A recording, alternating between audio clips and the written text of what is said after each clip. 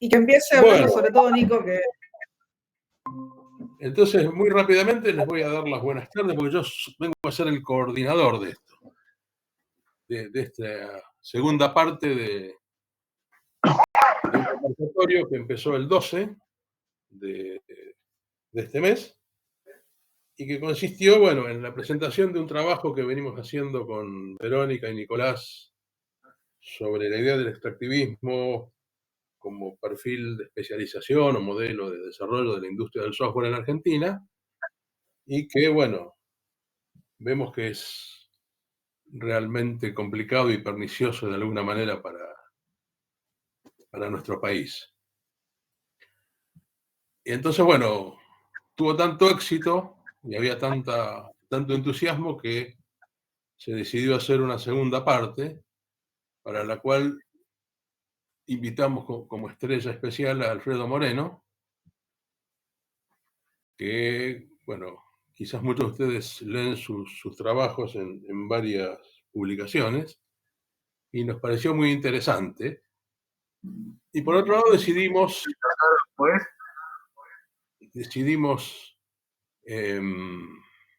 continuar esta charla con la idea de politizar el debate, ¿no? Politizar el debate acerca del extractivismo y la soberanía, que eran los dos temas de la vez anterior, alrededor de básicamente tres ejes o tres líneas de debate, ¿no? El primero, de alguna manera, retomar el tema del perfil de especialización extractivista que comenzó con la industria del software a comienzos de siglo y que ahora se ha generalizado a través del régimen que se conoce como economía del conocimiento. Ese trabajo, bueno, lo hicimos y principalmente Nicolás profundizó bastante en las tres vías del extractivismo, que quizás, bueno, lo pueda ahora mismo recordar. Y quizás sea interesante hacer algún comentario acerca de un artículo que apareció en Página 2 en el día de hoy, en donde se ve claramente una de esas líneas del extractivismo. El segundo eje que queremos abordar es el tema de la educación y la formación de los trabajadores TICs, tanto en los centros educativos, en todos sus niveles, como en el mismo trabajo, ¿no? Una formación en educación que es consistente con este perfil de desarrollo del sector, el cual está llevando a una degradación tanto de las instituciones educativas cuanto del sistema o del área de ciencia y tecnología, que se ve cada vez más vacía, más despoblada, ¿no? Y en ese sentido, ya la vez pasada, creo que Alfredo y otros más plantearon la necesidad de la formación y el debate político entre docentes y estudiantes de estas profesiones, ¿no? De las carreras tecnológicas, en relación con los intereses de la nación y de la sociedad, digamos, en términos generales.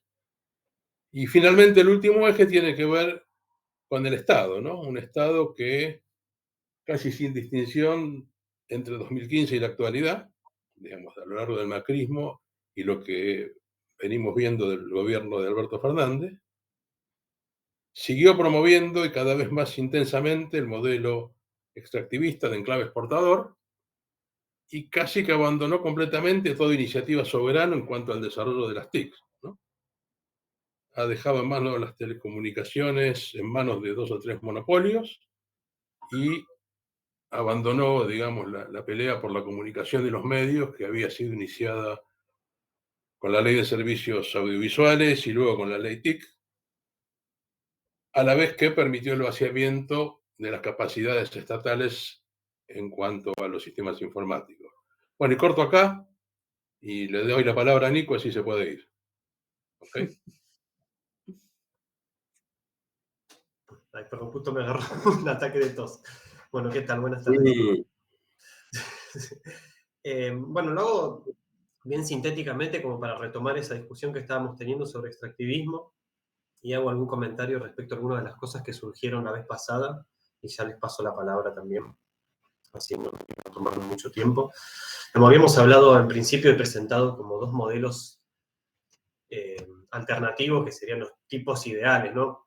Uno no quiere decir que no haya grises en el medio, pero básicamente habíamos dicho, por un lado, habíamos descrito un modelo más bien transversal, que lo que hacía era ofrecer soluciones tecnológicas para diferentes sectores productivos, y otro modelo más orientado a la exportación de servicios, donde digamos, una empresa local se inserta en una cadena global de valor, le ofrece servicios a otra empresa del mismo sector de software, y a su vez esa empresa, que probablemente esté ubicado en un país desarrollado, particularmente en Estados Unidos, y esa empresa después le termina ofreciendo las soluciones tecnológicas a multinacionales, ya sea de telecomunicaciones, de seguro o de bancos. Y ese modelo y esas dos modalidades o dos modos de desarrollo del sector tenían características diferenciadas. Digamos, el modelo más transversal lo que permitía, digamos, era generar activos estratégicos para la industria local y tener efectos sobre la productividad, digamos, que es la lógica que a veces se suele utilizar como para justificar el apoyo al sector. Digamos, uno de los considerandos en las leyes suelen ir por ahí. Para otros sectores productivos y bueno, se da lugar a interacciones para cumplir los requerimientos específicos. Eso permite desarrollar capacidades especializadas, competencias por diferenciación de productos, que son intensivas en investigación y desarrollo, mayor vinculación con la academia. Genera mayores vínculos o lazos de dependencia entre proveedor y usuario. Digamos, no son tan sustituibles este tipo de empresas, porque, digamos, estas vinculaciones necesitan mucho más tiempo de trabajo en conjunto y dan lugar a servicios mucho más intensivos en conocimiento y más específicos que no son tan reemplazables. Y todo esto da mayor poder de negociación frente a los clientes, permite mayor captura de valor en esa negociación del precio de lo que se está vendiendo. Que eso se diferencia del otro modelo, el de la cadena global, más orientado a servicios, de codificación, de testeo, de soporte, para grandes empresas internacionales o departamentos de informática de multinacionales, que lo que están buscando, por otro lado, están tercerizando sus riesgos, ¿no? Lo que están haciendo con la subcontratación es sacarse de encima todo lo que es intensivo en trabajo, que, digamos, tiene más riesgos, y quedarse con la parte más de conocimientos tácitos, de alguna manera. Y bueno, las capacidades requeridas para insertarse en ese modelo de negocio se están difundiendo con mayor velocidad a nivel global, y eso, digamos, lo que hace que la competencia a nivel global también vaya creciendo. Por lo tanto, las posibilidades, el margen para negociar en ese tipo de entramados es menor. La competencia se suele dar por costos, dado que esas capacidades se difunden con mayor rapidez. No hay tanto lazo de dependencia, es más reemplazable un proveedor que en los otros casos. Bueno, también se normaliza, las empresas que subcontratan suelen requerir certificaciones de calidad y certificaciones de proceso, no está tan estandarizado el proceso. Todo eso hace también, es como una estandarización del proceso que elimina toda la parte artesanal del trabajo y por lo tanto también disminuye esas posibilidades de negociación. Entonces, tenemos un sector que es más competitivo por costos y no tanto por diferenciación, por investigación y desarrollo, y eso decimos, bueno, hasta acá todo bien. Ahora nos preguntamos qué pasa, digamos, con este modelo, si es un modelo que se puede utilizar para el desarrollo a largo plazo, si es, digamos, viable. Y un poco a partir de algunas estadísticas, lo que encontramos es diferentes vías por las cuales parecía que esto no era viable. Una de ellas tenía que ver, nosotros lo llamábamos extractivismo de conocimiento, como para llamar la atención, ¿no? Como para un poco, tal vez exagerar o tal vez no, pero de alguna manera pensarlo y que aparezca en la agenda. Y, digamos, las vías que mencionábamos o que tratábamos de conceptualizar tenían que ver, por un lado, con lo que sería un extractivismo vía precios y salarios, digamos, vía la remuneración que reciben los factores productivos. Es decir, si están siendo remunerados por debajo de su valor, de tal manera que en algún momento no pueden seguir reproduciendo, o sea, se están cobrando por menos de lo que se necesita para que se sigan reproduciendo esas capacidades que se utilizan. Y lo que veíamos es que, por un lado, las remuneraciones en dólares de los trabajadores van cayendo, y por otro lado, lo que serían los beneficios o el excedente bruto de explotación de las empresas también iban cayendo. Teníamos las facturaciones estancadas o las exportaciones cayendo, con el empleo creciendo. Entonces, digamos, si el 70% de los costos son empleo, hacíamos una estimación y encontrábamos esta problemática, ¿no? Que tanto la remuneración, la retribución al factor trabajo, como la retribución al capital parecía, según las estadísticas, y esto lo dejábamos abierto para las discusiones, ¿no? A ver qué es lo que están reflejando esas estadísticas, parecían estar mostrando tendencias no reproductivas de esa actividad. Eso por un lado. Otra llamada de la atención que teníamos tenía que ver con lo que llamábamos vía financiera del extractivismo, que es lo que comentaba Gabriel de la nota de página de hoy, o de ayer, no me acuerdo de cuándo fue la nota, pero básicamente lo que está mostrando, la tendencia que encontrábamos, es un crecimiento en la velocidad en la cual las empresas son adquiridas, o sea, empresas que nacen y en pocos años son vendidas a capital, y en particular a capital extranjero, ¿no? Es lo que mencionaba la nota. Y esto también no permite la acumulación de las capacidades. Se está utilizando las capacidades, porque no es que no se están utilizando, pero, digamos, si constantemente esas empresas, justamente las que son adquiridas, suelen ser las más dinámicas, las más innovadoras, digamos, esas empresas terminan siendo adquiridas por empresas internacionales y son capacidades que se desarrollaron en parte o en gran parte con esfuerzos locales o nacionales, que después terminan beneficiando en mayor medida a los adquirientes externos, que, digamos, de alguna manera no atravesaron todo el riesgo por el que atravesaron un montón de pequeñas empresas hasta lograr innovar, y solamente pagan por la adquisición de la única que tuvo éxito innovando, o de las pocas que tuvieron. Entonces, ahí hay también alguna problemática. Y la tercera vía que habíamos mencionado tenía que ver con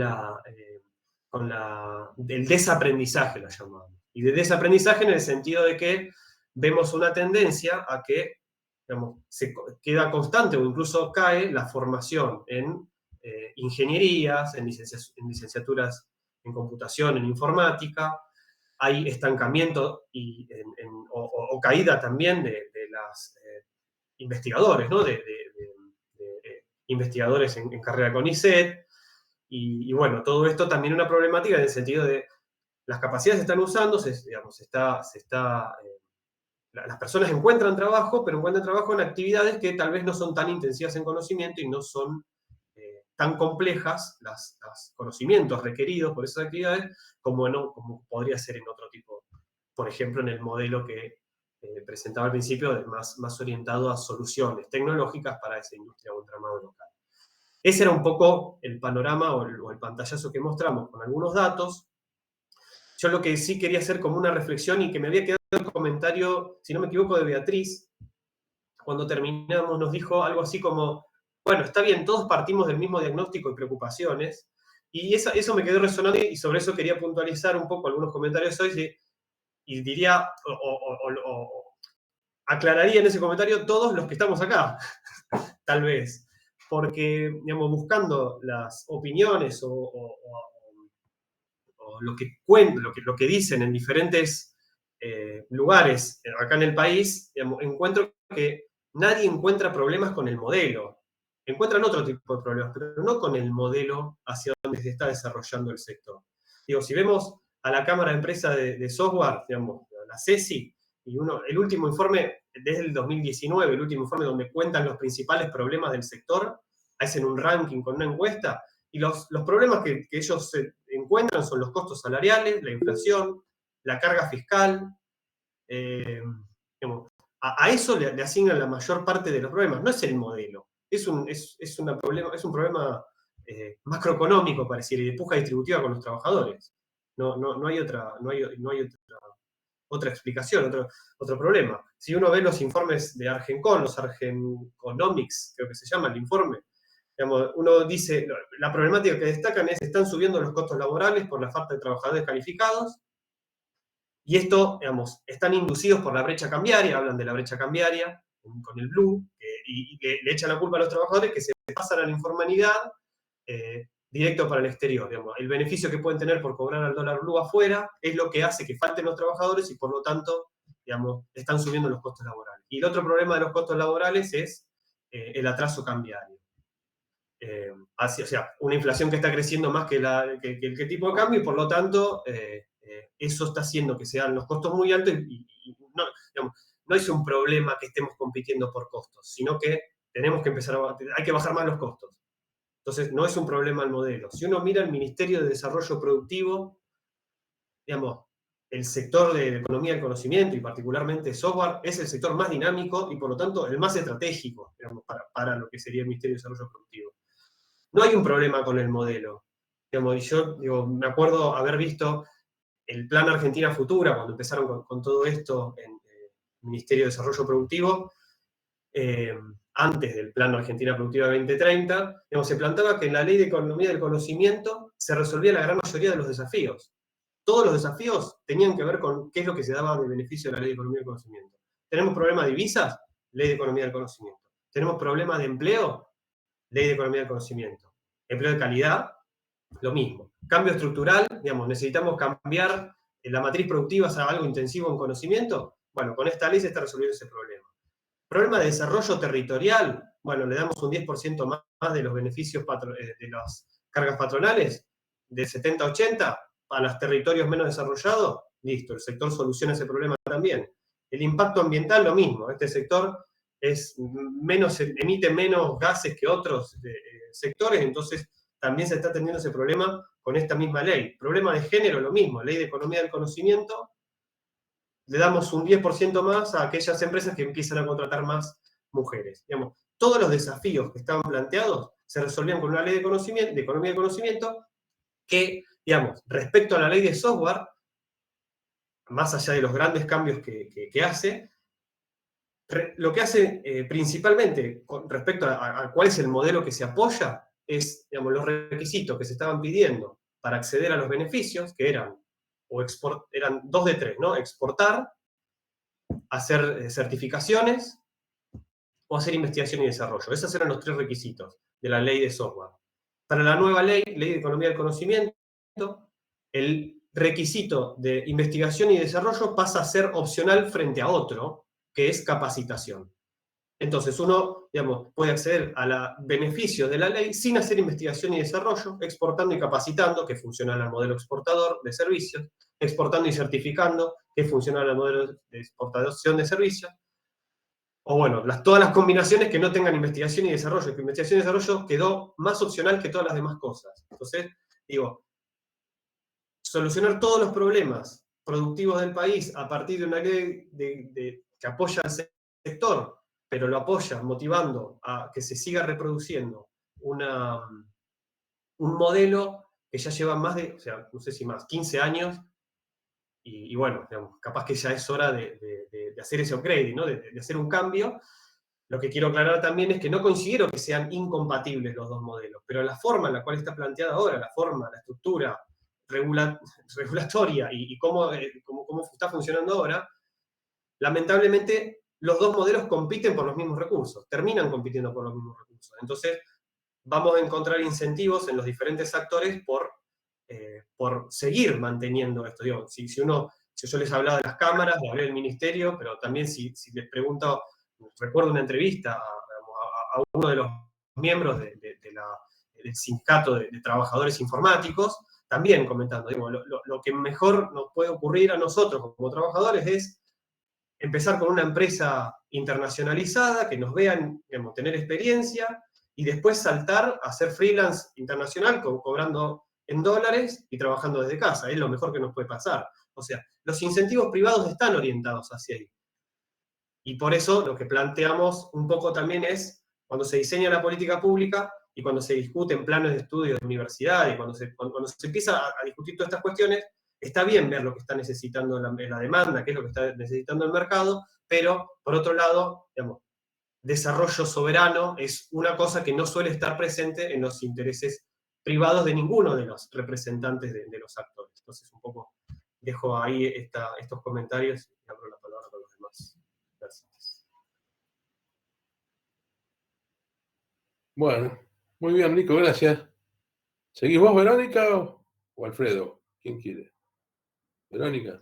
Como quieran, ¿no? En Verónica. realidad, me parece que lo que sería fundamentalmente interesante hoy es que discutamos un poco más.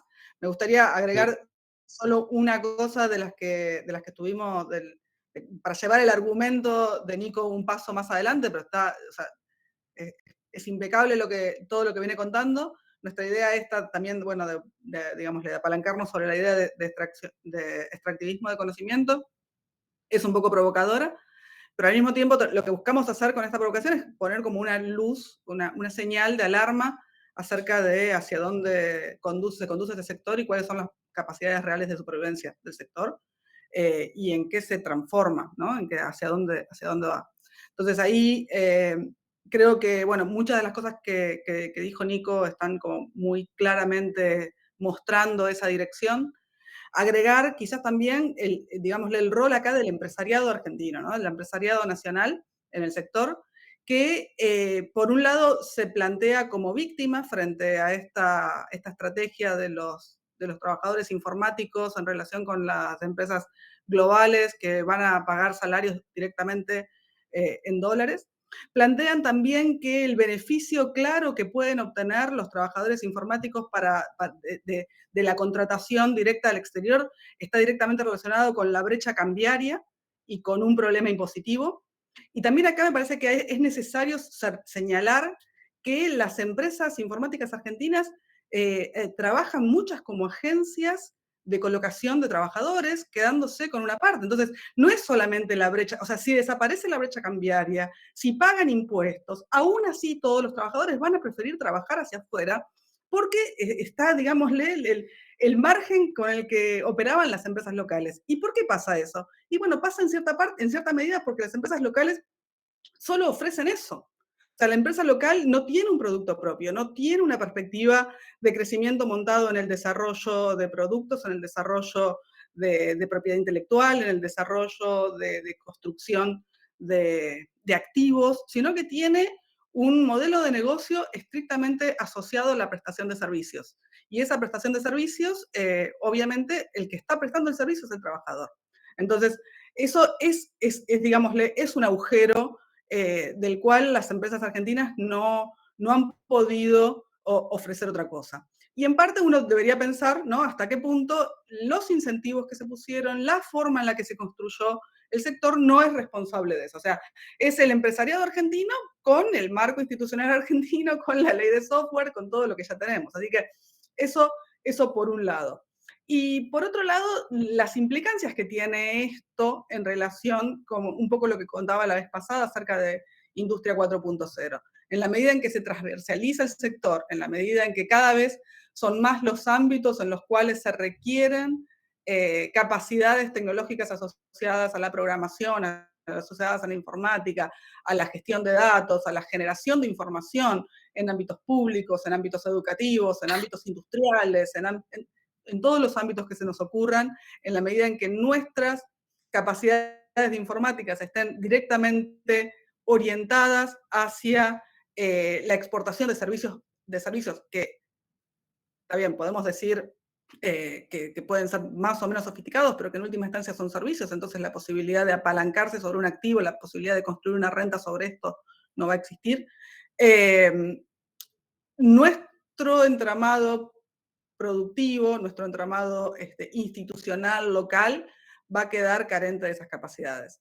Y eso es algo que tenemos que tenerlo en cuenta y tenemos que saberlo, porque cuando uno también recorre diferentes lugares se da cuenta quiénes son los que terminan trabajando en determinados ámbitos, por ejemplo, de gestión pública, que por ahí no son los perfiles más brillantes, o también que lo hacen por la camiseta, que lo hacen, digámosle, por amor a la patria, pero no es justo. O sea, me parece que ahí hay una necesidad de remunerar a esas personas digámosle, con salarios competitivos. Entonces ahí es un desafío, porque si queremos fortalecer el sistema tecnológico nacional, tenemos que poner esas capacidades también en función de las necesidades nacionales, y creo que eso es lo que hoy el modelo no estaría permitiendo.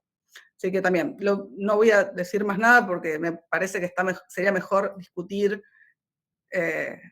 todas estas ideas entre todos, entre todas. Pero bueno, por ahí Alfredo quiere agregar algunas cosas. Él la otra vez tiraba algunas ideas muy importantes sobre formación política también en todo esto, que vale la pena seguir pensando. Sí, claro. Para interés, opina un trabajador mal remunerado, Alfredo Moreno. Sí. No, respecto a lo que decía Nico, tomándome al tren de Verónica, el tema del modelo es una cosa, del modelo de desarrollo de la industria del conocimiento, la palabra conocimiento me queda incómodo, porque se supone que conocimiento, porque hay software, se supone que el software tiene algoritmos que embeben conocimiento, pero en estos días estuvo Culfas en España, junto con la nueva secretaria de Economía del Conocimiento, de Hipólito, y fueron 20 empresas con Culfas. En estos días, hoy qué día es, hoy es viernes, el martes, miércoles. ¿Y cuál fue el gran logro? Fue con dos temas. Uno, exportar software, y otro, exportar energía renovable, ¿no? Pues decís, exportar software. Las empresas, yo no sé qué empresas, porque lo que leí no estaban las empresas que lo acompañaron, pero es lo mismo que hace la Cancillería cuando lleva, no sé, las empresas que producen carne o que producen vegetales o que producen metalmecánica a una feria para que vendan sus productos. Entonces ya un poco en concordancia con Nicolás, ya el modelo de exportación del sector responde al modelo de cualquier modelo de exportación de empresas, y en ese sentido es el mismo tipo de empresario que va a buscar tener ventajas financieras, ventajas impositivas y tratar de pagar lo menos posible y maximizar las ganancias. ¿Por qué digo esto? Porque la contradicción, ¿dónde está? Nosotros vamos a exportar software. Pongo a España. Ahora, no sé qué software le vamos a exportar, porque tampoco hay cajas para exportar. Lo que sí es lo que dice Verónica, servicios, mano de obra barata, calificada y barata. Y resulta que como país seguimos importando software, porque todos los ministerios, por ejemplo, usan Zoom. ¿Saben la cantidad de licencias que paga el Estado por Zoom, por los Microsoft que tiene adentro, no sé, no los quiero aburrir, o los Red Hat, o que es el IBM? Entonces vos decís, ¿cuál es el modelo? Exportamos software y por otro lado importamos software, encima software que es estratégico, porque el software para la gestión pública o el Estado, que no solamente que es por cada producto de Microsoft, el Estado paga una licencia. Por cada Zoom, el Estado paga una licencia. No hay una compra única, que sería una forma de negociar, hasta de negociar mejor, sino que cada cual compra su licencia. Es una locura todo esto. Pero va en contraposición de exportar software. Esas mismas empresas no podrían producir software para entrar en una cultura de sustitución de importaciones, por ejemplo. Eso plantearía otro debate, otro modelo. Entonces, a mí me parece que tal cual como están dadas las condiciones, en términos de lo que define un modelo económico de desarrollo, que es la política, yo no espero otra cosa de lo que se está viendo, digamos. Ahora, ¿qué es lo que a mí me interesa? ¿Qué es donde yo siento que puedo yo aportar y creo que estos debates pueden aportar? Alguien dijo algo muy cierto hace rato, escribió, no sé quién fue en el chat. Mientras sigamos discutiendo todo lo que estamos de acuerdo, nunca vamos a producir valor agregado en el debate. Y eso es un poco la intención. para mí politizar las TIC, yo vengo con el tema hace años ya, y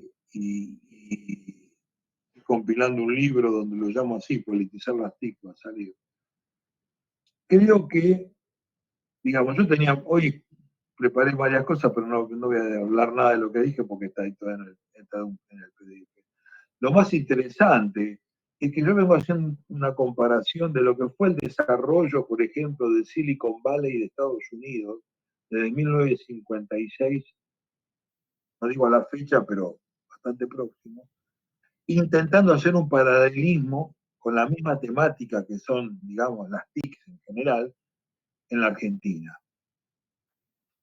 Y es muy interesante y es muy casi como flagelador el trabajo, ¿no? Porque uno ve ahí que Argentina es un país donde sucedieron grandes cosas comparativamente y en simultáneo con el desarrollo del Silicon Valley. El Silicon Valley, digamos, para poner hitos, en 1960 hizo un gran hito, escribió el protocolo para Internet. ¿Sí? En 1963 en Argentina se estaban creando la primera carrera de computación. Se trajo una máquina, una computadora, la famosa Clementina, a Mercury, a una universidad. Y ya es muy interesante porque hay un texto de Sadowski donde él dice que decidieron comprar esa máquina en 1963 a Inglaterra porque tenía un lenguaje de programación, el AutoCode 17, que facilitaba el desarrollo de aplicaciones científicas. O sea que ya en ese momento había una mirada sobre el software. Fue determinante para la compra de la Mercury, porque podía haber comprado, y en el país había 5 computadoras de fabricantes, IBM, tenía 3, Bull,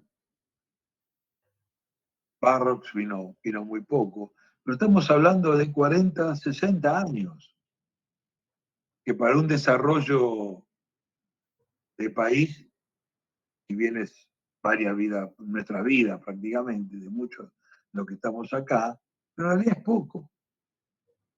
Ahora, y si uno sigue comparando la década del 70, por ejemplo, ¿cómo se desarrolló el Silicon Valley? No fue por la genialidad, cuando yo era muy joven me la creí, esa tengo que reconocerlo, ¿no? La del garage, los barbudos desarrollando software en el garage, casi en una actitud hippie como la de Woodstock ahí en el Valle Californiano, sino porque hubo una fuerte apuesta del Estado norteamericano y fondearon muchísima plata para poder potenciar el desarrollo del Silicon Valley, de las empresas.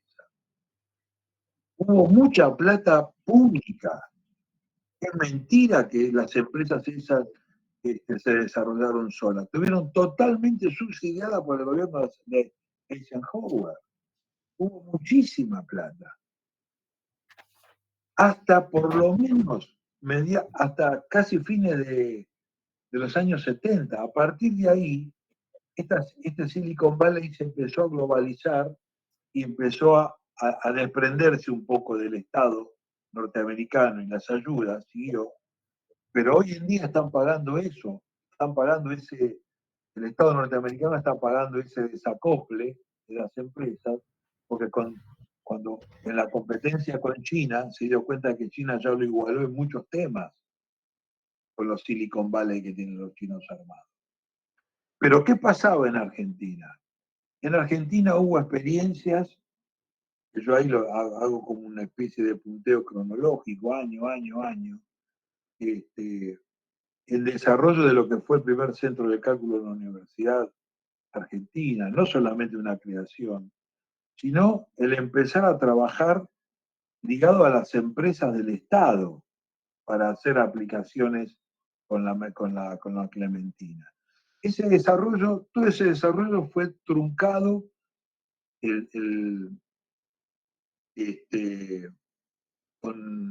con el golpe de Onganía. Y ahí uno ve un hueco de muchos años, donde todo ese sector que se había iniciado en ese movimiento, en ingeniería desarrolló la primera computadora local, de laboratorio. Estamos hablando del año 1964, 63. Estamos hablando de, o sea, en el Silicon Valley estaban desarrollándose IBM, Hewlett Packard. Nosotros como país fuimos abortados, pero fuimos abortados porque hubo un proyecto político para que esto sucediese. Esta industria fue, digo bien la palabra aunque sea fuerte, abortada, porque después se vuelve a ver bien en otra etapa con el desarrollo de Entel y el desarrollo de FAT Electrónica. FAT Electrónica exportaba a Latinoamérica las calculadoras que se producía en el laboratorio de FATE. Desarrollaron la primer computadora comercial, años 1972, 73, 74, 75. En esos años en el Silicon Valley recién se estaba planteando el tema de la web. O sea, nosotros no es que estábamos mirando otro lado, estábamos mirando en el mismo lado. La discontinuidad política de los gobiernos hicieron que ciertas cosas se frenasen o terminasen. Porque cuando se da el golpe del 76, FATE Electrónica cierra el laboratorio, tiene, en honor a la verdad, 2 ingenieros de ese proyecto desaparecidos, y termina representando computadoras NEC en Argentina, haciendo la representación de NEC en Argentina, un laboratorio que había desarrollado microelectrónica, computadoras y software, porque el sistema operativo de la máquina de la cifra sistema 1 era un software desarrollado aquí en Argentina. Otra discontinuidad, esta duró muchos años, casi 10 años. Vuelve la democracia, se privatiza Entel. Entel en los años 80 hizo las primeras pruebas de poder conectar 2 computadoras con algún protocolo parecido al TCP/IP, a Unix to Unix Protocol. Entonces, lo que quiero decir, hay material, cuando uno trabaja viendo qué pasó con la industria informática en Argentina, que uno puede crear 1 o 2 materias para cualquier carrera de grado que se tenga que cruzar en las licenciaturas de informática, en cualquiera de sus variantes, en las carreras cortas de informática, sistemas, en cualquiera de sus variantes, pero es necesario poder implementar esto, poder abrir en las universidades seminarios optativos para discutir este tema. Porque el problema que tenemos nosotros, que nosotros estamos en un momento de la curva donde vemos más la salida que el comienzo. Y el problema acá es que se pierde una memoria, yo llamo una memoria tecnológica argentina, porque no, digamos, por ejemplo, con Babini, que es un historiador importante de la ciencia y la técnica, tengo muchas diferencias y admito algunas cosas, por ejemplo, ¿no? ¿Qué pasó en los primeros 10 años del gobierno de Perón con estos temas, con la microelectrónica? No estaba, Perón apostó a otro modelo tecnológico, desarrolló otras cosas, pero esto no. Sin embargo, ahí hubo cosas incipientes. Habría que tomar esos temas, porque digamos, esos temas, si lo toman en buena hora, lo pueden tomar los cientistas sociales, no sé, los historiadores, esto queda encapsulado en esas facultades. Y a la gente que estudia estas tecnologías no le llega nada. ¿Cuál es el problema que yo veo? Que los egresados de mi profesión son mercenarios, pero no mercenarios porque sean malas personas. Todos queremos ganar plata y nos interesa tener buenos sueldos. El problema es que ellos no tienen elementos para ver que hubo otra cosa, que fue posible hacer otra cosa ¿Y por qué se discontinuó? Están las explicaciones. Entonces, cuando vos tenés un licenciado en informática que no tiene nada de estos contenidos, el modelo de Culfas le cierra perfectamente, porque es un modelo que lo implica, que lo empuja a exportar, exportar y exportar. ¿Por qué se va a poner a pensar que la verdad que podríamos haber hecho cuando empezó la pandemia un software de videoconferencia que se puede utilizar en las universidades? Tal vez incluso hasta ya está hecho, implementar software libre, es decir, a estas cosas me refiero, estas cosas no, si nosotros no creamos ámbitos mucho más abiertos que en el que nos encontramos nosotros, con otras caras, con otras edades, y planteamos estos temas en una materia formal, con un programa, con contenidos que se puedan producir para esos programas, o en seminarios abiertos donde venga el que quiera venir, pero que sea un seminario con todas las de la ley, no vamos a estar generando un semillero que permita politizar las TICs. Y si nosotros no trabajamos en el sentido de politizar las TICs, está claro cuál es. La alternativa, digamos, lo que va a quedar va a ser lo que el informe de KPMG que charlamos ahí en el café de introductorio ahora. Las empresas extranjeras vienen a comprar acá empresas de tecnología y de energía, empresas que hacen el startup. Cuando salió, por ejemplo, fíjense, cuando fue muy exitoso el emprendimiento de esta empresa de Mar del Plata de satélites de baja altura, de nanosatélites, para dar internet al estilo de lo que tiene en Estados Unidos. Satellogic. Esta empresa que se llama, no me voy a acordar el nombre, fue impresionante, vinieron a ARSAT, estaban muy contentos, lograron hacer el startup. El costo de desarrollo de esa startup lo puso el Ministerio de Producción, lo puso el Ministerio de Cultura. Ahora, el orbitaje de esos satélites lo hicieron en Estados Unidos desde la plataforma de lanzamiento que tiene Helium Mons, el que acaba de comprar Instagram, ¿no? ¿Qué va a esperar Helium Mons? Que esto sea exitoso comercialmente. Y luego la va a comprar. ¿Por qué alguien se va a negar a vender una empresa cuando le ofrezca miles y miles de millones de dólares? Y no pensar, la vendo, total, si hice una, puedo hacer otra. Ese es otro modelo. Nosotros necesitamos que la economía de conocimiento siga subsidiando, necesitamos que el Estado sea socio de las empresas a las cuales ayuda a hacer startups. Porque si es socio el Estado, ya no se va a poder vender tan fácilmente. Porque toda la estrategia es comprar. Así creció el Silicon Valley. Así como, ¿por qué Google hoy ya no es más el navegador, el trabajo de grado de los matemáticos? Porque compraron uno, compraron otro, compraron otro. Facebook compró, no sé, WhatsApp, Instagram. Van comprando. Vienen ahora a Argentina a comprar empresas de tecnología. Van comprando. Si yo soy una persona que desarrolló una aplicación y logré tener un cierto éxito, y vienen y me ofrecen, no sé, 100 millones de dólares, la voy a vender. ¿Por qué no la voy a vender?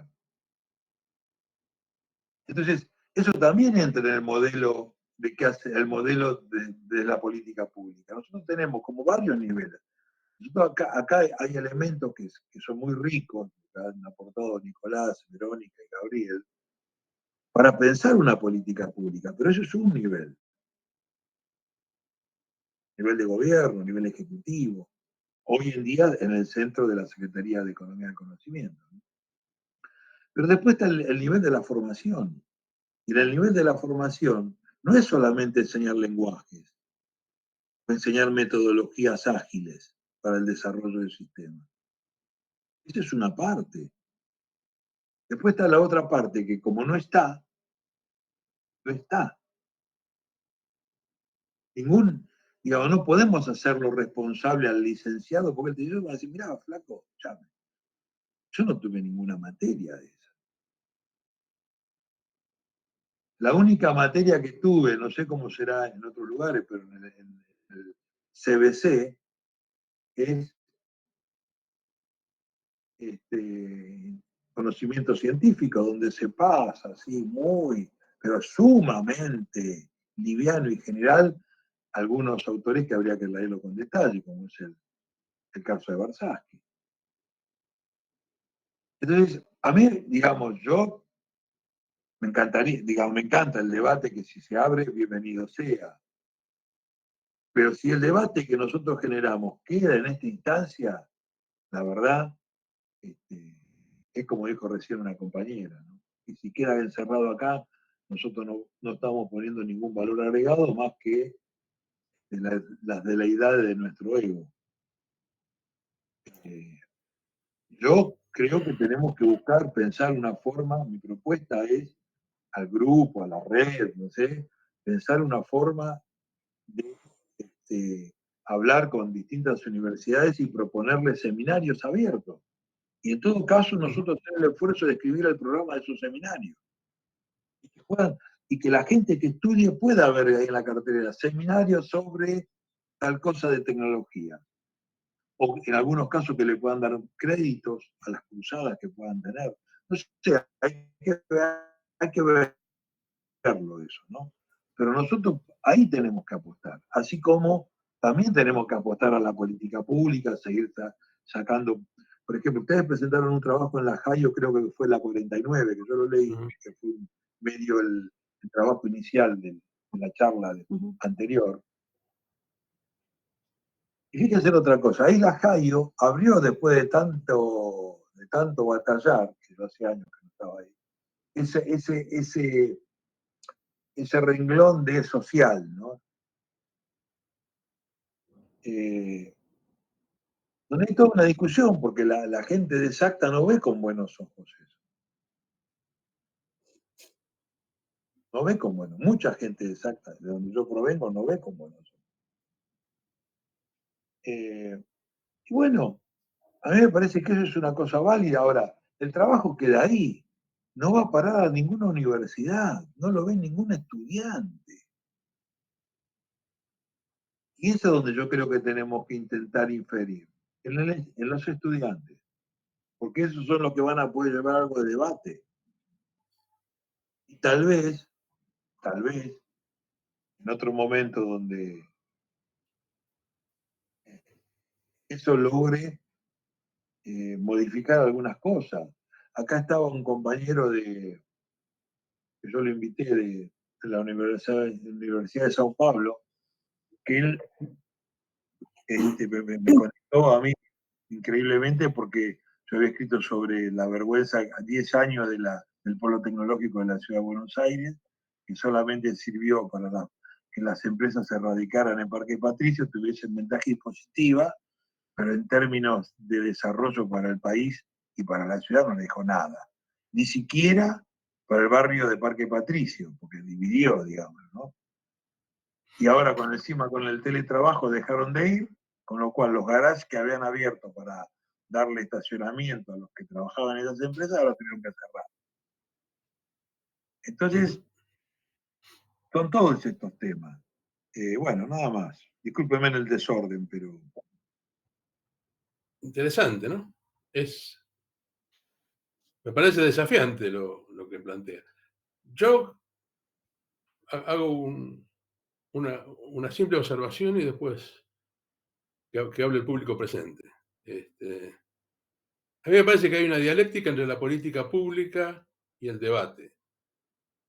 Digamos, no es casual que el sector de software y las carreras donde se enseña software en la Argentina hayan adquirido el perfil que han adquirido, porque, bueno, yo lo dije la vez pasada, ¿no? el fundamento subyacente de la ley del software era exactamente lo, digamos, se logró lo que ese fundamento quería lograr, que era insertar a la Argentina en las cadenas más bajas de las cadenas, en los eslabones más bajos de las cadenas de valor global. Y se logró eso y se impulsó la formación de los cuadros técnicos que necesita ese modelo. Básicamente, ¿no? Muchísimos programadores, carreras técnicas cortas, etcétera, etcétera, etcétera, ¿no? Y entonces las universidades lo que hicieron fue satisfacer la demanda del sector productivo. Entonces fue degradando, digamos, si uno mira las carreras históricas, digamos, de la Argentina de computación, excepto un par, las demás lo que fueron sacándole matemáticas, sacándole lógica, sacándole pensamiento crítico, digamos, a la formación y agregando técnica, ¿no? Programación, metodología, bla, bla, bla. A la vez que si uno escucha los discursos de los docentes de las carreras, lo que hablan es de ser emprendedor, de ser exitoso, etcétera, etcétera. La política pública esa, en la cual yo fui parte, de lo cual en ese aspecto me autocritico también, impulsó eso. Justificable porque en el 2002, 2003 la Argentina estaba prendida a fuego, no se sabía para dónde iba a explotar el asunto, y a un par de locos se nos ocurrió que podía ser por el lado del software. Ahora, lo que alcanzamos a ver, el horizonte de posibilidad en ese momento, era eso, había para una oportunidad, las famosas ventanas de oportunidad que anda vendiendo el BID por el mundo, entramos en la ventana de oportunidad y entramos. Muchos otros países quisieron entrar y se chocaron con el marco, no pudieron entrar.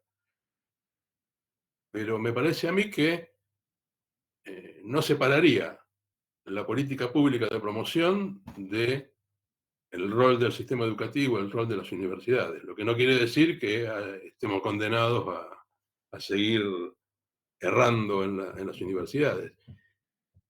Y me parece que además de las universidades, hay que hablar con los empresarios, que hay algunos empresarios que valen la pena, con los cuales se puede discutir una estrategia común, y los sindicatos, que son el gran ausente, ¿no? Los trabajadores informáticos pareciera que son hologramas que programan, ¿no? No tienen ideas, no tienen sentimientos, no tienen ideales, no tienen nada, lo cual es completamente falso, digamos, hay intentos de organización sindical. Bueno, Alfredo ha sido delegado de FOETRA, ¿no? Bueno, y hay gente digamos, que quiere alguna otra cosa, o que por lo menos quiere discutir, ¿no? No sé si están de acuerdo con nosotros, pero son ámbitos de discusión. Y yo creo que sería interesante tratar de juntar, ¿no? Juntar la universidad, juntar la educación técnica, juntar los sindicatos y juntar los empresarios nacionales, digamos, la gente de las pymes argentinas que quiere otra cosa, que la hay, ¿no? Digamos, no hay por qué discutir que exporten o que no exporten. Exporten, no hay problema que exporten. El problema es que no exporten solo horas hombre, que se apueste a otro modelo, que vayan a discutirle al gobierno que vale la pena hacer otra cosa, ¿no? Cierto, no lo va a hacer Argencom, porque esos son multinacionales monopólicas que no les importa, pero dentro de la CESI, por ejemplo, y dentro de algunas camaritas del interior, que son todavía pequeñas, y algunos polos tecnológicos del interior están interesados en discutir otras cosas. Y yo he estado presente en discusiones en el Fontal, en el Fonsoft, donde los tipos venían a pedir que los ayudara a hacer otra cosa, y nadie sabía cómo ayudarlos a hacer otra cosa, esa es la verdad. Bueno, ya hablé demasiado. Listo. Dije lo que quería decir. Quien quiera opinar, que opine, che.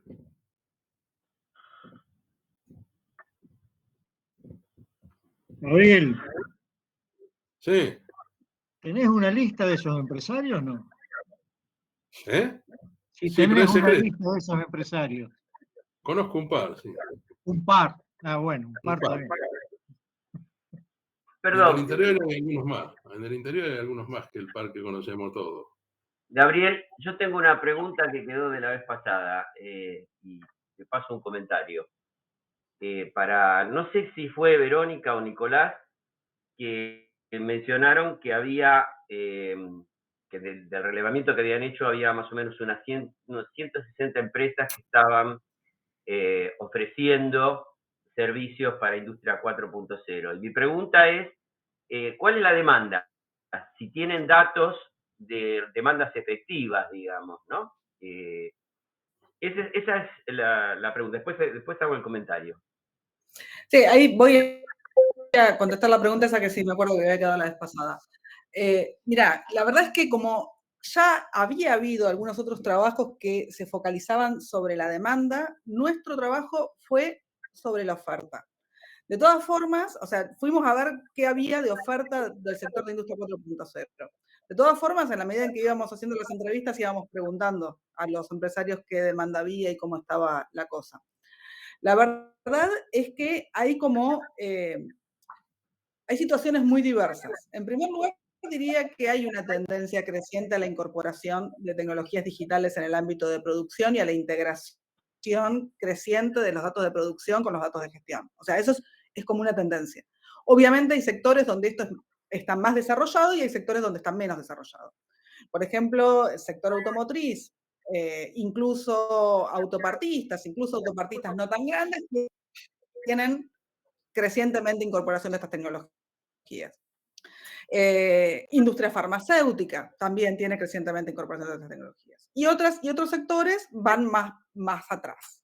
Esto tiene que ver con qué tan integradas están esas empresas en cadenas globales de valor, que a medida que están más integradas, más demanda por ahí hay también de las terminales de que incorporen estas tecnologías.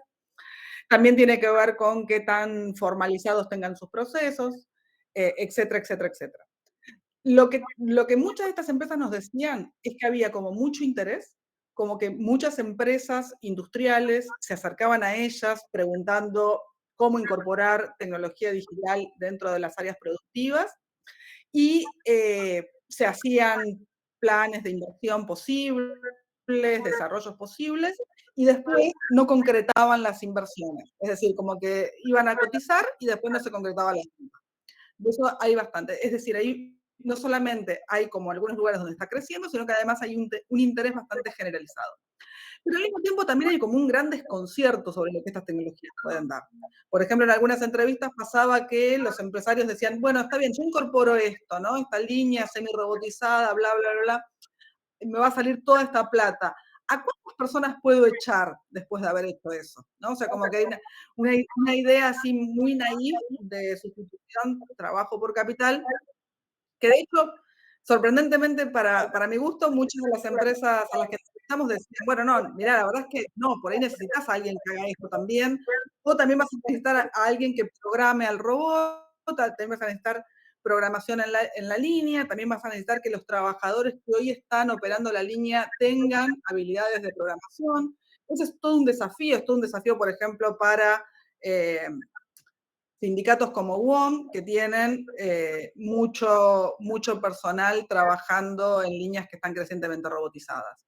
Entonces, ahí hay un poco, yo diría, fantasía en torno a lo que estas tecnologías pueden dar, incertidumbre para qué les sirven, para qué no les sirven, pero al mismo tiempo interés y hay una creciente adopción. Yo diría que de acá a los próximos años vamos a ver de esto cada vez más.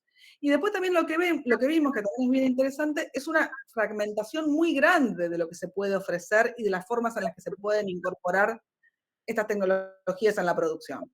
Tenés el paquete súper cerrado que te va a ofrecer la multinacional, que es, digámosle, una tecnología, digámosle, competitiva internacionalmente, que en realidad la empresa local es una que se llama integradora, es decir, compra las cosas, te acomoda y te lo deja ya funcionando, capacita en el mejor de los casos.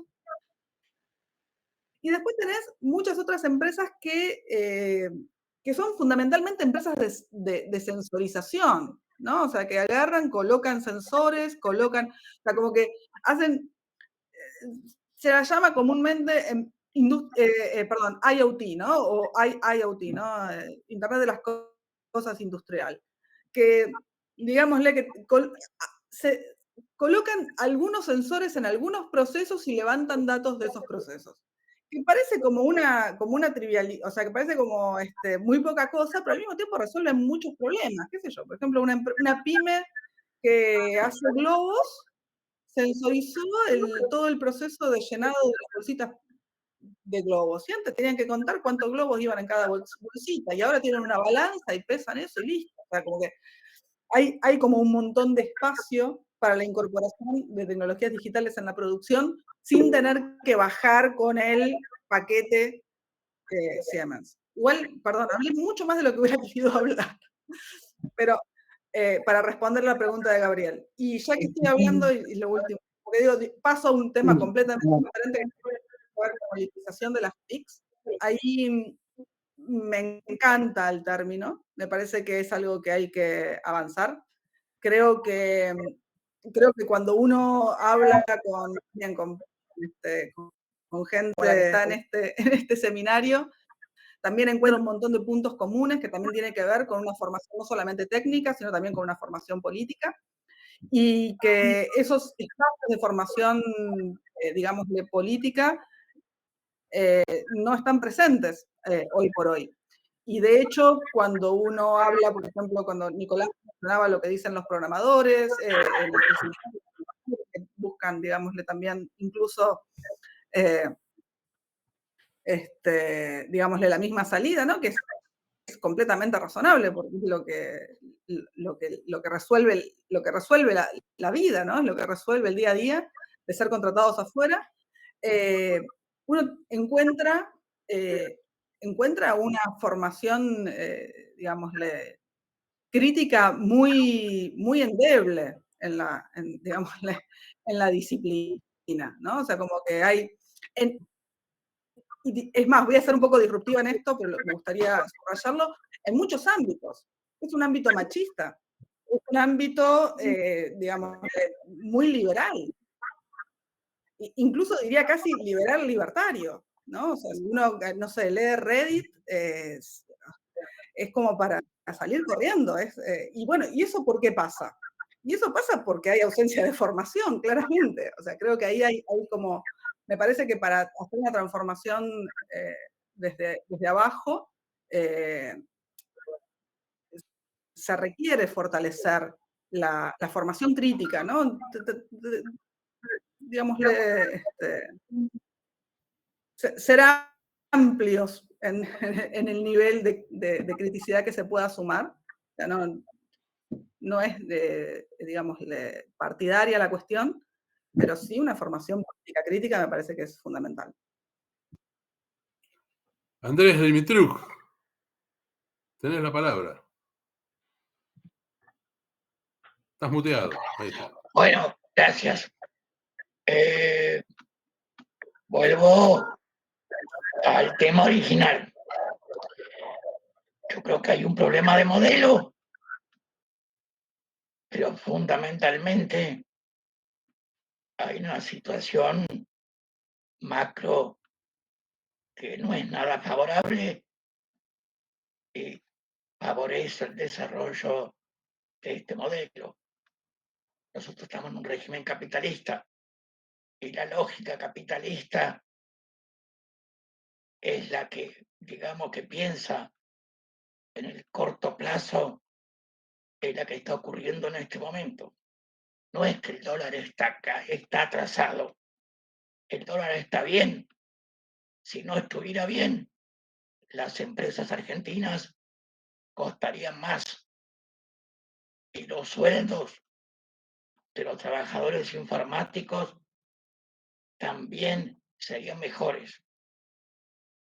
En los últimos 3 años se fueron del INTI, el Instituto Nacional de Tecnología Industrial, 20 profesionales vinculados a las tecnologías de la información y las comunicaciones, ganando el doble del sueldo o más y trabajando en condiciones bastante confortables.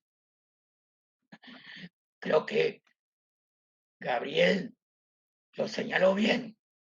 La ley del software hacia el 2015 logró los objetivos que se proponían. Pero nosotros tuvimos un accidente, desgraciadamente votado por una pequeña mayoría, por una mayoría del pueblo argentino que se llamó Mauricio Macri. Y desde el punto de vista del país, al país le fue como la mierda, pero al poder económico concentrado del país no logró todos sus objetivos, pero logró sus objetivos, o logró parte de sus objetivos. Y esta es la situación macro que nosotros tenemos que cambiar, o que resulta difícil cambiar, y en la cual la lógica del capitalismo que el Estado tiene que contrarrestar es la que está pasando. Y me parece que nosotros, porque por un lado, vos tenés un dólar que permite competir con trabajo no calificado en el exterior. Tenés un dólar que permite pagar mejores sueldos relativos en el país. Y tenés una situación de un enorme mercado de desocupados que consiguen trabajo mejor que estar mendigando en los comedores a través del software y servicios informáticos. Y eso, para un gobierno que tiene que mantenerse, es altamente deseable. Entonces, ¿qué instrumento creamos mientras el país rompe esta restricción externa, rompe esta enorme deuda que Macri nos dejó, no de casualidad, sino para poder someternos? No es casual los fracasos de Macri. Eso está bien para usarlo en la campaña electoral, pero tenemos que tener en cuenta que parte de su plan le salió bien, desgraciadamente. A mí me parece que una forma de resistir y de empezar a modificar la situación es pensar en el modelo que Kirchner hizo con el INVAP. Fortaleció a una organización estatal haciéndole una reserva de mercado con los radares.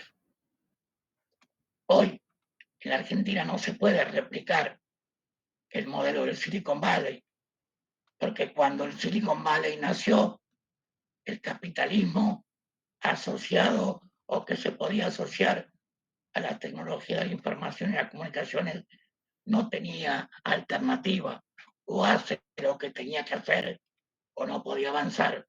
En cambio, hoy el capitalismo argentino tiene alternativas. Entonces, pero no son alternativas que aseguran soberanía tecnológica y que no aseguran un desarrollo de largo aliento. Necesitamos una compañía nacional o una empresa nacional de la tecnología de la información que pueda pagar sueldos competitivos del mercado, porque las empresas estatales no pueden pagar porque tienen una estructura rígida. En una universidad vos no le podés pagar a los informáticos mejores sueldos que los profesores de otras especialidades. Lo mismo en el INTI, lo mismo en el CONICET. En cambio, una empresa nacional de informática, donde el grueso sea informático, puede hacerlo. Al mismo tiempo, bueno,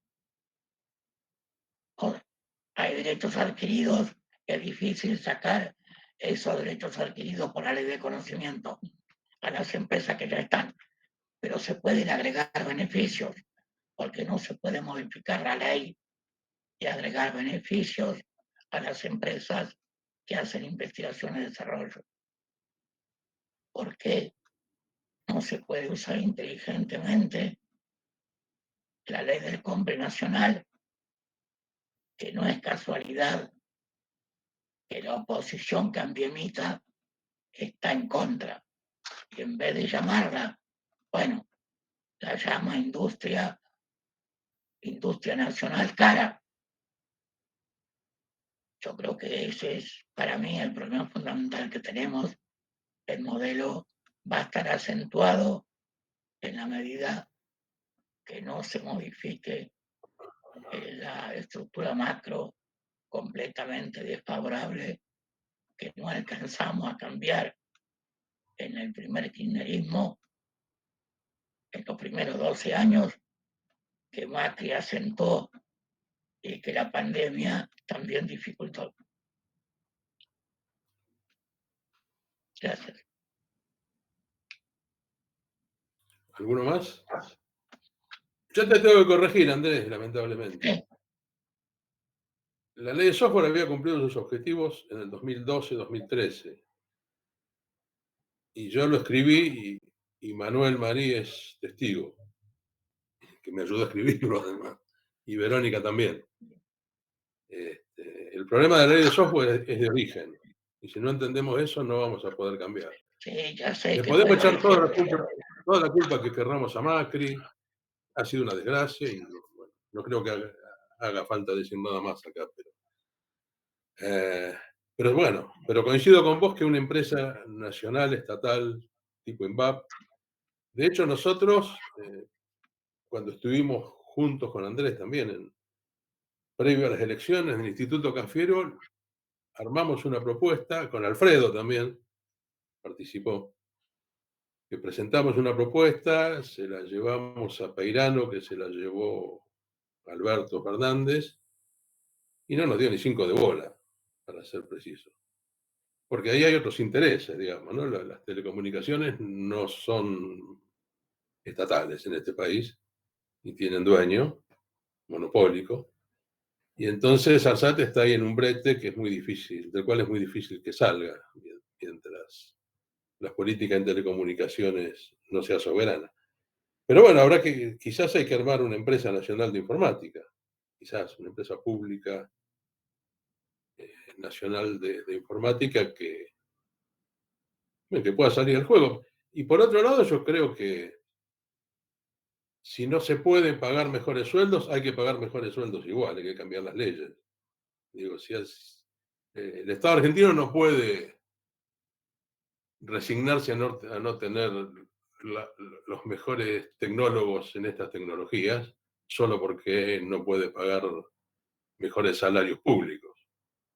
Digo, digamos, es como ridículo, ¿no? Es como que no pueda tener, no sé, Fuerzas Armadas o el sistema de salud.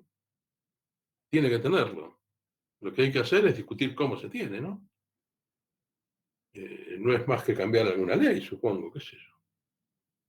Pero lo que está pasando ahora, que se está vaciando el Estado de técnicos y profesionales formados en este país, es un crimen enorme, ¿no? Y es algo que se va a pagar por décadas. Y pidieron la palabra Alfredo y Verónica. Sí, yo quería hacer un agregado, como voy acordando de situaciones, ¿no?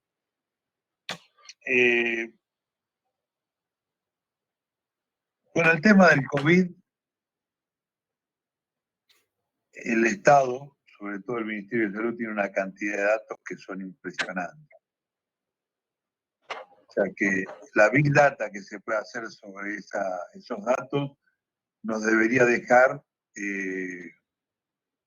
no solamente indicadores o indicadores en términos de herramientas de inferencias posibles para generar política y tener conocimiento. Ahora, fíjense en qué pasa. Lo pensé en esto, bueno, el tema de lo que estaban hablando de pagar, no pagar.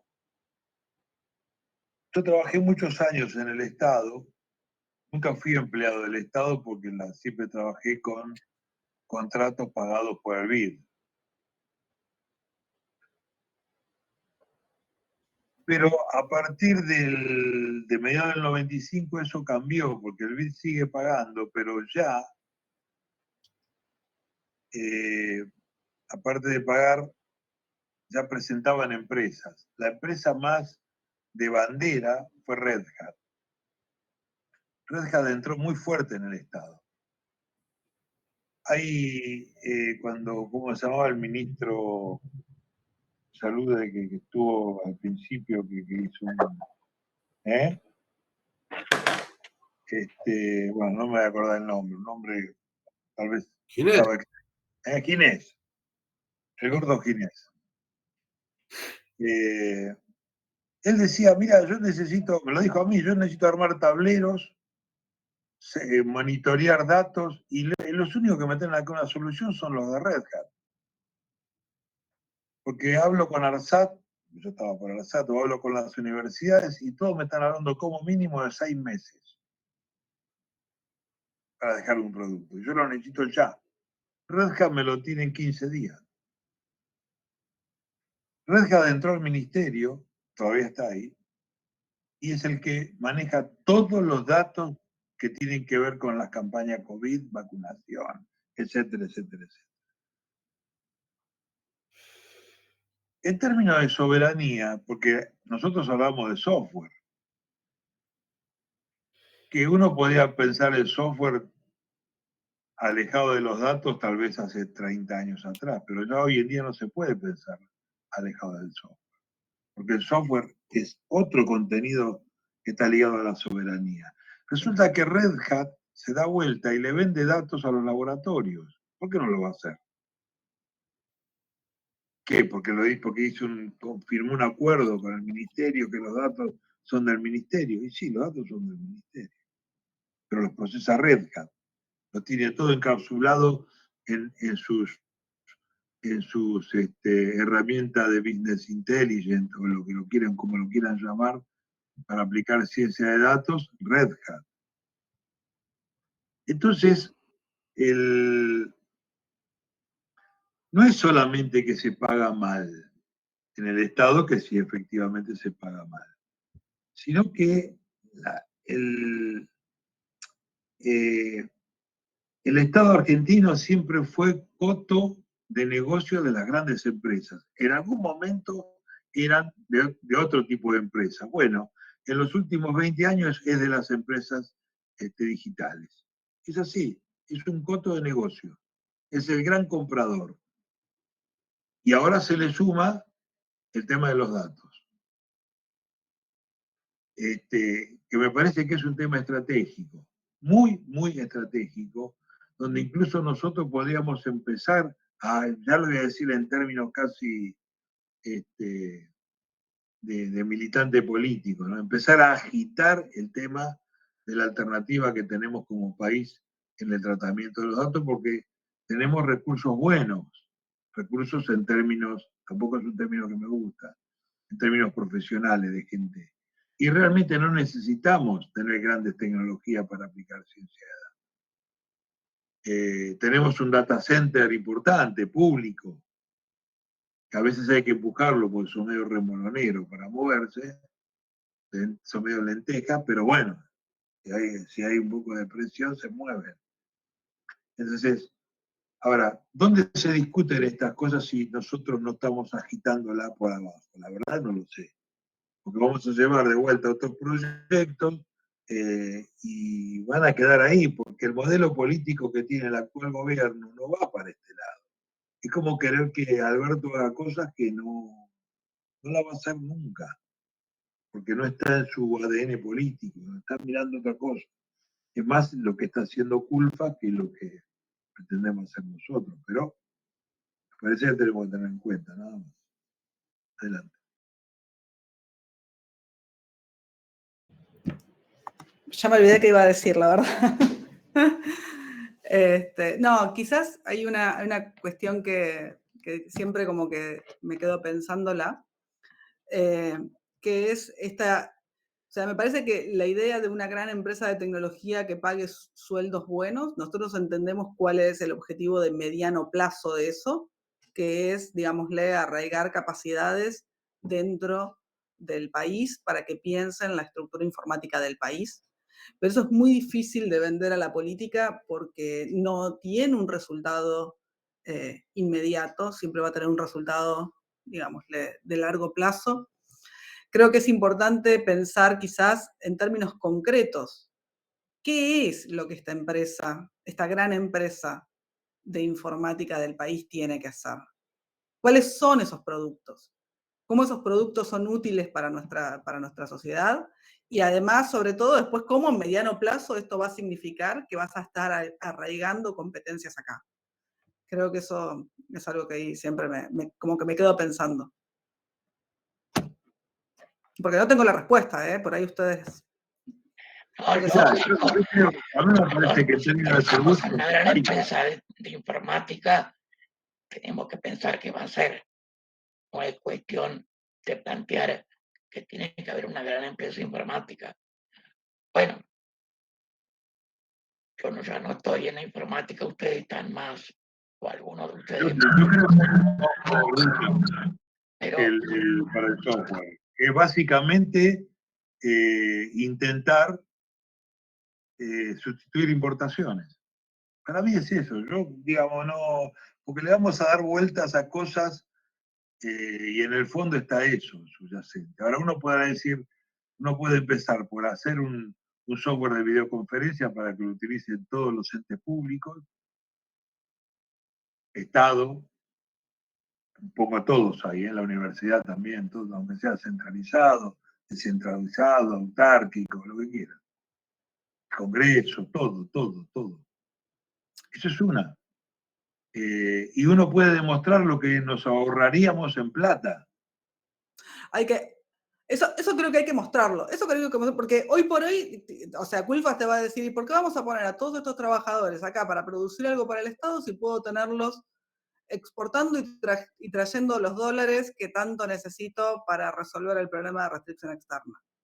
O sea, creo que es muy importante explicar cómo en el plazo inmediato y en el mediano y en el largo plazo. Lo que pasa que yo te digo, yo no voy a perder, yo con Culfas no me voy a sentar a explicarle nada o a discutir nada porque sé que él no lo va a hacer, porque es un problema de concepción. Él lo sabe, él sabe mucho más que yo de esas cosas, porque él está formado como economista, él lo sabe perfectamente. Cuando nosotros hicimos en el 2005 el Hospital del Cruce, Néstor Kirchner, primer hospital digital de la provincia de Buenos Aires, hubo una decisión política. Yo decía, necesito tal servidor, a los 10 días lo tenía. Debido en persona, mandaba gente con los equipos que necesitábamos nosotros para poder montar ese hospital que lo montamos digitalmente en 1 año y medio. Ahora llegó el momento del software. Porque en los equipos hay momento del software. Y hicimos algo, yo hice algo con la Universidad de Tandil, que se usa todavía. Pero después rápidamente chocás con problemas porque no tenés, por ejemplo, nosotros todo el tratamiento de imágenes, los famosos PACS y los radiológicos, y todo el tema del laboratorio para etiquetar las muestras que sacan sangre y automatizar toda esa línea, tuvimos que trabajar con empresas que ya estaban desarrollando pymes brasileras de acá de Porto Alegre. O sea, es muy difícil el arranque porque vos no tenés capacidad, no estás entrenado. Si vamos a jugar el campeonato de la primera C, pero resulta que nosotros hacemos fulbito de 5 2 veces por semana, no estamos para una cancha de 11. Desde eso, entonces la reacción es muy lenta. Y ahí es donde se te montan estos tipos. También es un tema de repensar en las universidades, porque la universidad, o sea, hay una, digamos, uno tiene, me parece que una cosa es la investigación científica y otra cosa es la ingeniería aplicada para desarrollar productos, que es donde yo creo que nosotros estamos. Ahora, claro, ahí empiezan a aparecer otros problemas, ¿no? Presupuesto, bla, bla. Bueno, algo se tiene que hacer, pero la universidad es un actor central porque tiene el semillero ahí para poder generar cosas. Siempre ha sido así. Ahora, Sí. en realidad en la universidad me llamaron para una charla, yo le dije que no, ¿saben cuál era la charla? Estaban preocupados, querían alguien que le explique el tema de blockchain, porque había uno que daba finanzas en esa universidad, que iba a hablar sobre la moneda del Bitcoin y los fraudes que hay. ¿Entendés? O sea, estamos en fintech. O sea, hay algo que... Por eso digo la urgencia de estos debates abiertos, porque si no... Sí, Si no van a Beatriz, quería preguntar algo.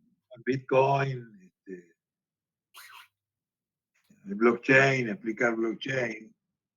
Estás muteada, Beatriz, no se te escucha. No se te escucha, Beatriz.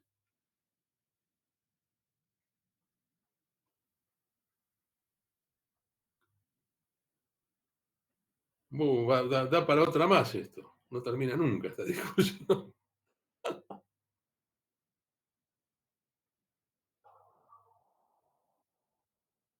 No, nada. Mandalo por escrito si querés.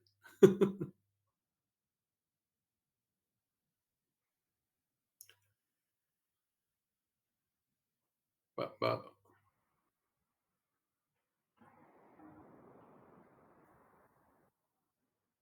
A ver si manda algo.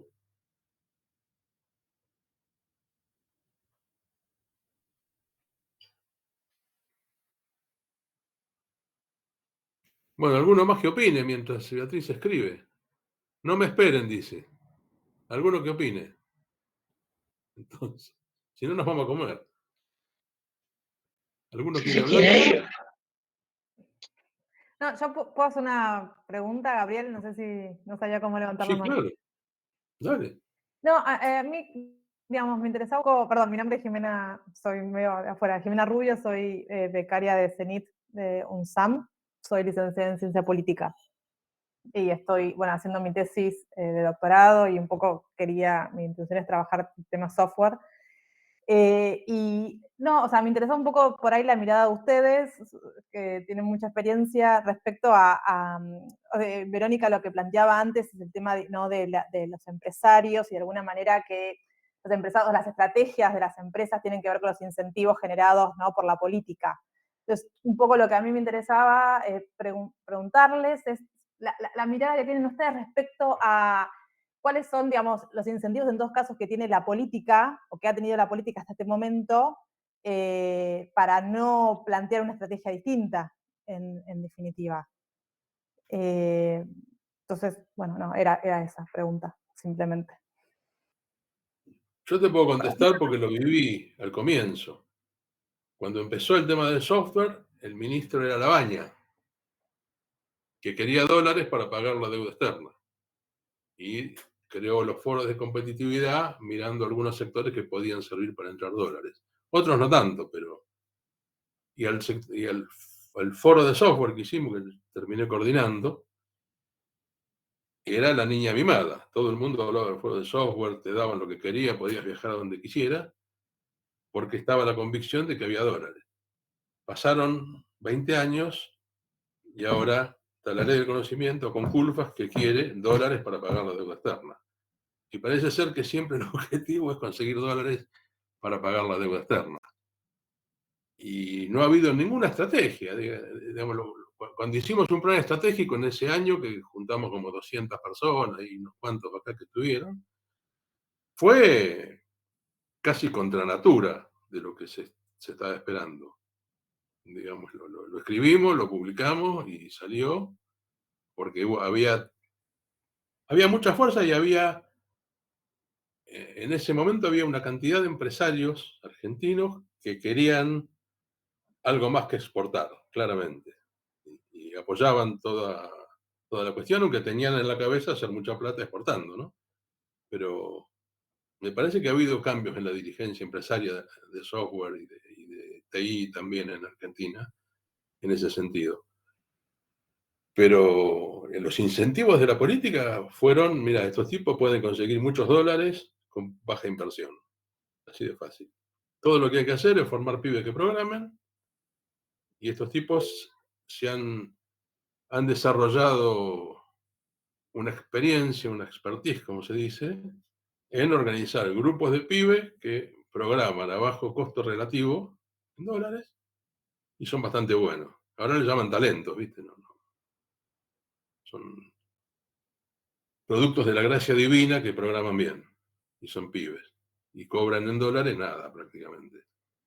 Pero ese es el modelo, ¿no? Finalmente, no hay... Yo me acuerdo que cuando se anunció la ley de software en el 2004, que la anunció la Baña, nos agarró a Brioso y a mí y nos dijo, ¿y qué puedo decir de esto? Entonces le escribimos algo, y yo le puse TIC. Y lo miró la Baña y dijo, ¿qué es eso de las TIC? No tenía idea de lo que estaba hablando el tipo. Pero le habían dicho que con eso se podía conseguir muchos dólares. Y sí, Culfas debe saber lo que es TIC, pero bueno, porque es más joven. Pero yo creo que el interés es exactamente el mismo. Por eso, la ley del conocimiento, que es una manada de elefantes, en el medio de la cual pusieron los servicios profesionales, que es un elefante. Entonces te hablan de la aeronáutica, de la satelital, de cosas muy sofisticadas, pero el elefante que vaya adentro es el de los servicios profesionales. El software ya está, el otro elefante que puede generar muchos dólares con poca inversión son los servicios profesionales. Es cualquier cosa que se pueda hacer con un mouse, básicamente, ¿no? Conectado a internet. Yo quiero agregar ahí una cosa que también me llamó la atención de lo que decía Alfredo, de la incapacidad que tenían por ahí las empresas para responder rápidamente a una demanda del Estado. Y para mí eso tiene que ver nuevamente con cierta incapacidad en el área de gestión, en el área de gestión de proyectos. O sea, muchas empresas, de vuelta, si los empresarios nacionales, su principal, digámosle, competencia es hacer reclutamiento de personas para localizarlas digámosle, en una demanda internacional, esa es la habilidad que tienen. Saben hacer recruiting. O sea, ¿saben gestionar un proyecto de desarrollo de punta a punta? O sea, esa habilidad la tienen, pueden responder rápidamente a eso. Me imagino que sí, obviamente habrá casos que sí, pero también pienso que esa es como la carencia más fuerte que tienen, y por eso también ahora se sienten tan amenazados con el outsourcing. Porque esa habilidad que tenían deja de ser valiosa en un mundo donde los trabajadores son contratados directamente desde afuera. Sí, a eso habría que agregarle algo que nos dice siempre cuando nos juntamos con Verónica y algunos otros a hablar con los empresarios, con algún empresario. Lo que nos dicen es lo que no tiene el sector software argentino son analistas funcionales. Es decir, tipos capaces de entender un problema y plantear una solución. Hay muy poco de eso y hay muchísimo de lo otro, ¿no? Hay muchísimo programador hábil y bueno, pero no hay analistas funcionales. Entonces, claro, cuando te viene una demanda no sabes cómo encararla si no tenés esa habilidad. Pero lo que pasa es que también nosotros en nuestra profesión le hemos bajado el precio a los analistas funcionales. Sin embargo, un analista funcional es un capitán que entiende la dirección que tiene que tomar el barco. Claro. Entonces, y que entiende el kernel del negocio, ¿no? Que entiende el negocio. Entiende el... Claro, pero ahora, eso es un problema de modelo de perfil de especialización que fue buscado intencionalmente en la Argentina. Totalmente. Pero por eso digo, el hecho de que no se haya politizado las TICs de la formación, hace que los ingenieros o la gente de SACTA, cuando alguien se ponía como un ingeniero o un exacta que le interesaba entender el motor del negocio para luego plasmarlo con el equipo y hacer un desarrollo, rápidamente le bajaron el precio y dijeron, no, acá eso para la gente de ciencias económicas, y no es así. Por eso digo, nosotros necesitamos entender que el desarrollo de software incluye a las personas que van a utilizar ese software. Y como incluye a las personas que van a utilizar ese software, la forma del estudio de la problemática a modelar para hacer un producto necesariamente tiene que incluir a la persona como centro. Y esa visión en las carreras de ingeniería no se tiene, ni menos en exacta. Es más importante el modelo que el lugar donde se va a desenvolver ese modelo. Y bueno, digamos, nosotros, yo sé, vamos a dar vueltas siempre alrededor de cosas que como centro tienen la necesidad de poder integrar las profesiones. Este tema de politizar las TIC tranquilamente podría ser gente de otras carreras, de otras universidades, que lleven el debate a la carrera de ingeniería. Yo les digo la verdad, cuando yo estuve en Campinas, en el año, creo que se lo conté a Marcel, cuando se hizo la EBAI, una EBAI creo que fue la de 1985, que fue en Campinas. 85, 86. Verano del 86 fue. Claro, bueno, ahí también la EBAI es un modelo que no logró madurez, pero fue muy interesante encontrarnos estudiantes o recién recibidos de Argentina con brasileros. 2 semanas a cursar materias, a hacer distintos temas. Es otro modelo interesante para revisar ese. Pero yo vi ahí un cartel que decía charla sobre sociedad del conocimiento en el Departamento de Matemática y Computación de Campinas. Sociedad del conocimiento, dije yo, esto debe ser una sanata.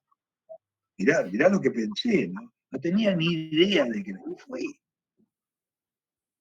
Y todo lo que escuché ahí me empezó a picar un poquito.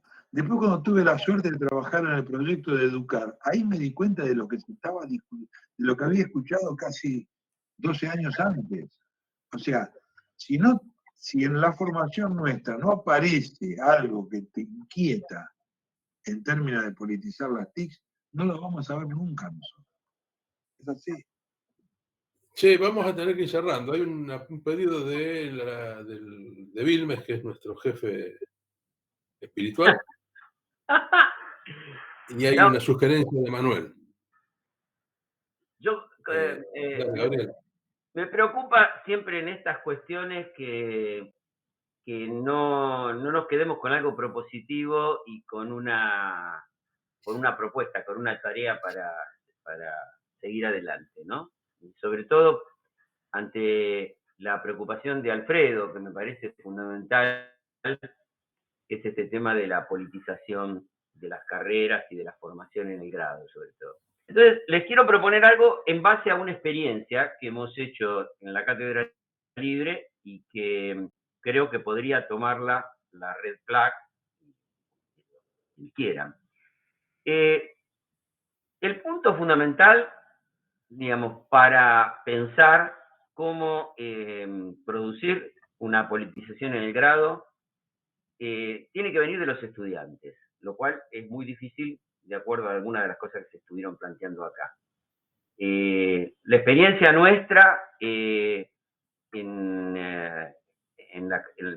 particularmente en la Facultad de Ciencias Naturales, en ese sentido fue muy, muy buena, porque a partir de un trabajo que nosotros hicimos con los estudiantes que participaron en uno de los cursos de Ciencia, Tecnología y Sociedad que dimos, ellos se propusieron armar en el grado una una materia, incorporar, que fue aprobada para todas las carreras, que se llama, ellos tienen lo que se llama actividad complementaria de grado.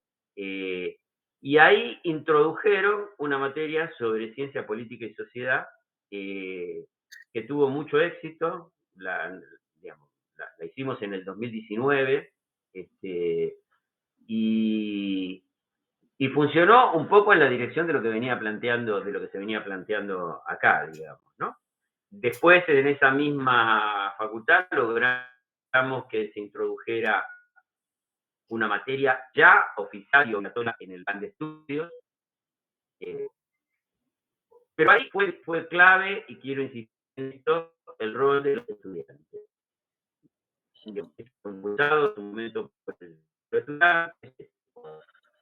Entonces, depende, me parece que sería un excelente desafío que la red armar un curso, una serie de seminarios que además tuvieran alguna forma de acreditación o estuvieran reconocidos dentro de la carrera de informática y de las ingenierías,